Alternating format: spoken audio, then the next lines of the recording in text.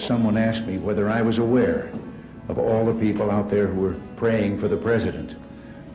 And I had to say, yes, I am. I felt it. I believe in intercessionary prayer. But I couldn't help but say to that questioner after, sometimes when he was praying, he got a busy signal. It was just me in there ahead of him.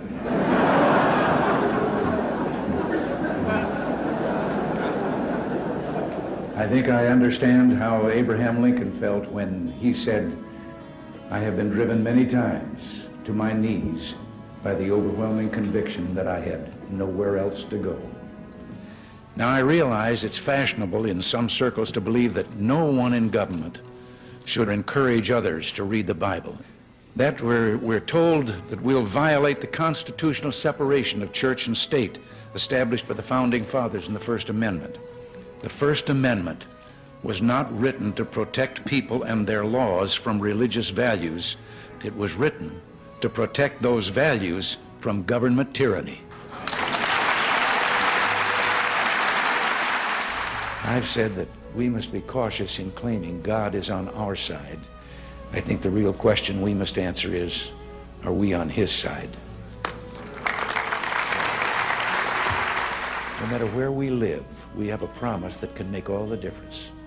A promise from Jesus to soothe our sorrows, heal our hearts, and drive away our fears. He promised there will never be a dark night that does not end. Our weeping may endure for a night, but joy cometh in the morning. He promised if our hearts are true, his love will be as sure as sunlight. And by dying for us, Jesus showed how far our love should be ready to go. All the way. For God so loved the world that he gave his only begotten Son, that whosoever believeth in him should not perish but have everlasting life. We all can recite.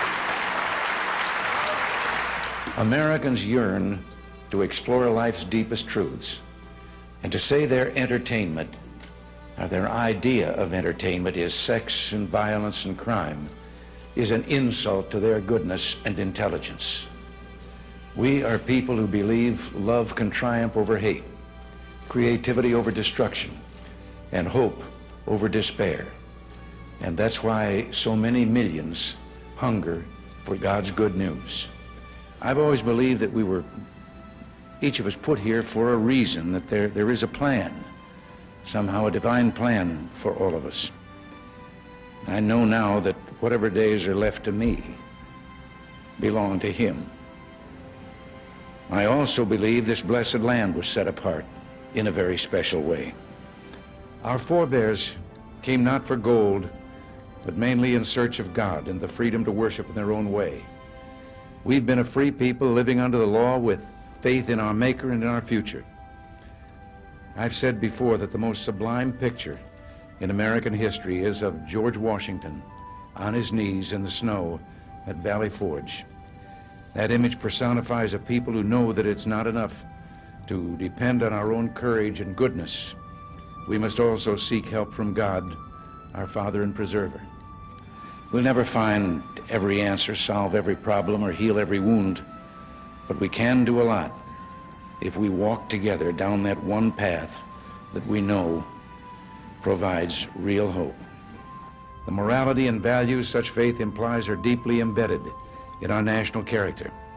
Our country embraces those principles by design, and we abandon them at our peril. My experience in this office I hold has only deepened a belief I've held for many years. Within the covers of that single book are all the answers to all the problems that face us today if we'd only read and believe.